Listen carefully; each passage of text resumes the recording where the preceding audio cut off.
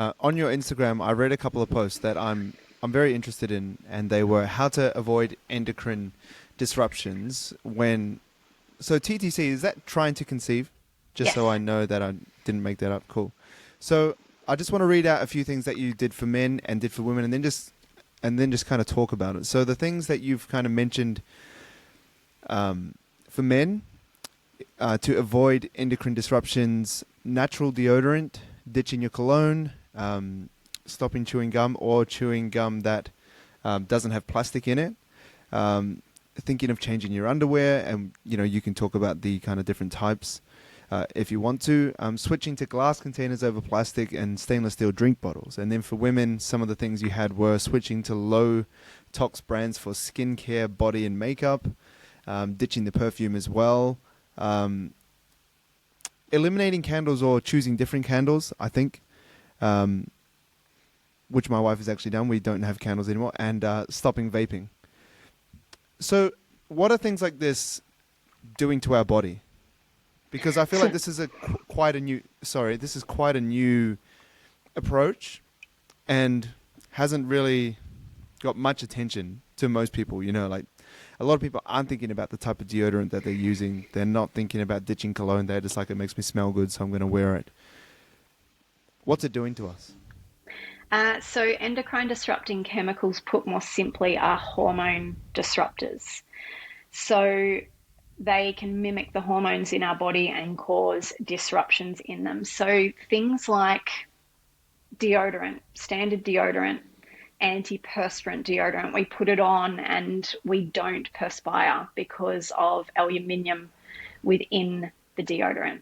So you're essentially plugging an area that's a detoxification pathway. Our sweat it helps us detox. But these things can make their way into our bloodstream through our skin and wreak havoc on our hormones.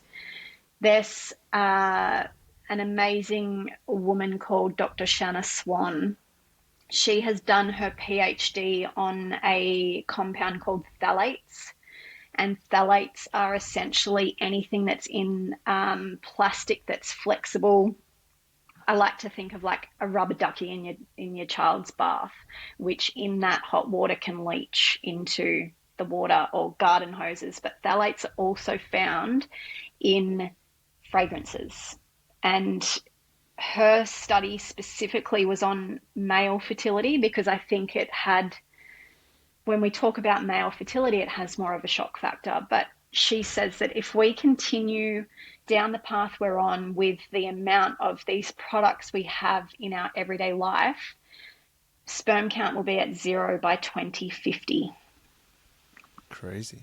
Yeah, so I've already seen it. I've seen one of my clients had a sperm analysis from her partner 20 years ago, and it was his sperm morphology. So that's like one tail, one head, swimming in the right direction, everything's perfect.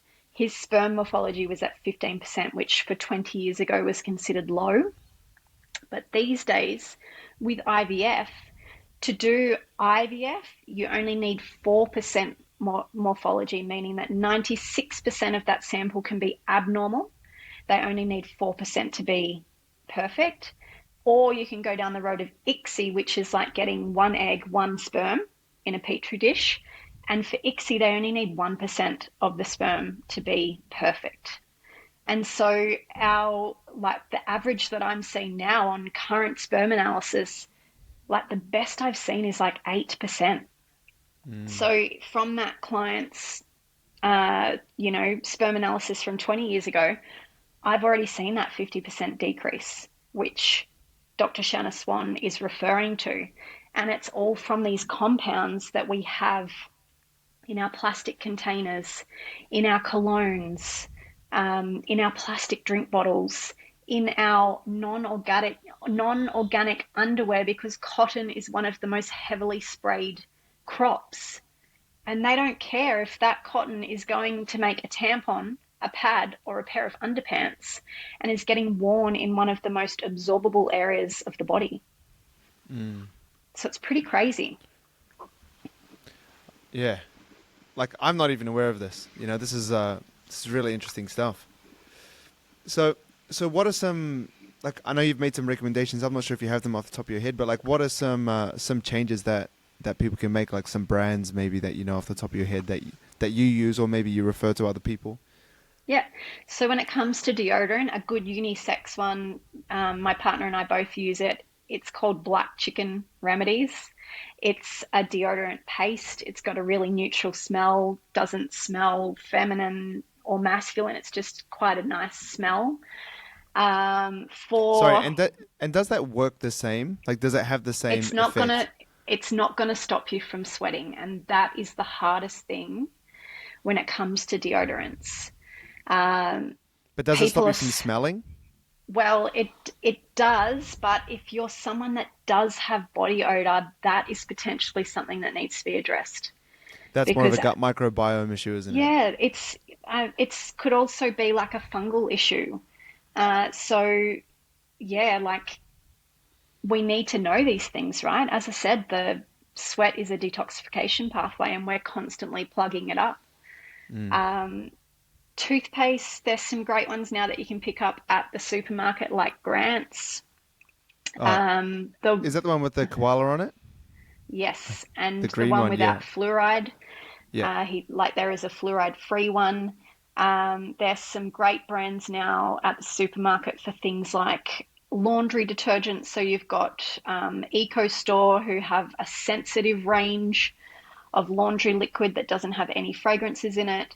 There's one at Coles that you can get called Aware. It's got a baby on it.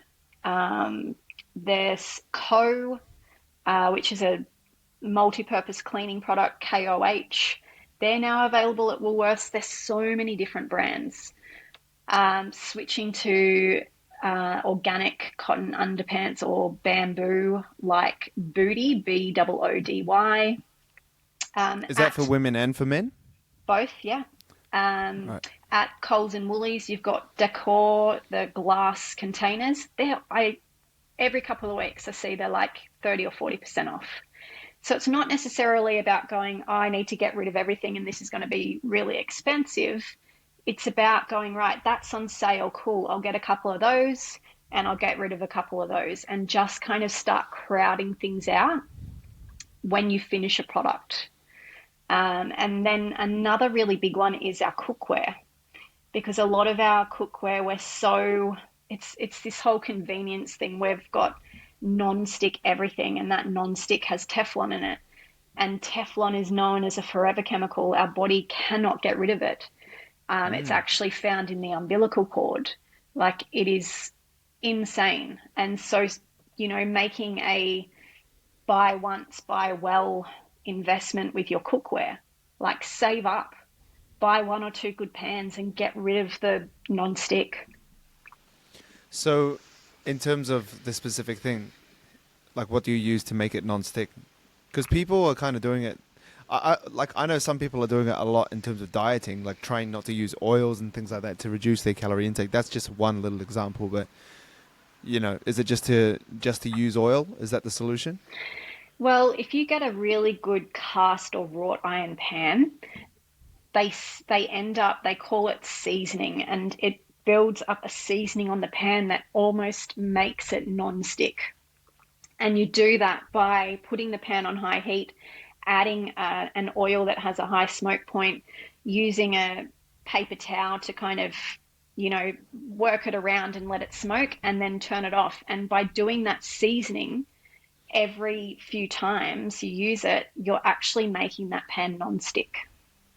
Mm. But I mean, I also love cooking in fat, so Yeah. I'm not scared of that. Yeah, that's something that I loved about your page, running through, kind of understanding your philosophy. And this is something, that my family has definitely started to gravitate towards, like very nutrient dense, like animal-based foods, bone broths, ghees, Hmm. um, you know, grass-fed meats and stuff like that. And I think it's slowly getting more awareness, but it's still quite niche. It's still very, um, I don't know, just people don't know about it. Like our daughter has bone broth every day, and I was talking to one of my clients here who's who's a GP, and she was like, that's what we, like, she's from Persia, and she's like, that's what we do, like back home, like it's normal. But over here, it's not really very normal to give your kids bone broth or to give them, like, very nutrient dense snacks and stuff like that. It's more so these, and we kind of look at these baby snacks like they're just quite low nutrient density. They're shit. Like, yeah, they're like crackers with, like, I don't know, like random oils and like corn, and like that's about Yeah. it. And it's I guess it's challenging as a parent to really, I feel like, to nourish your kid. Like, yes, if your kid eats a cracker or something like that, they'll be okay, but I guess it's hard to say what's going on under the hood long term.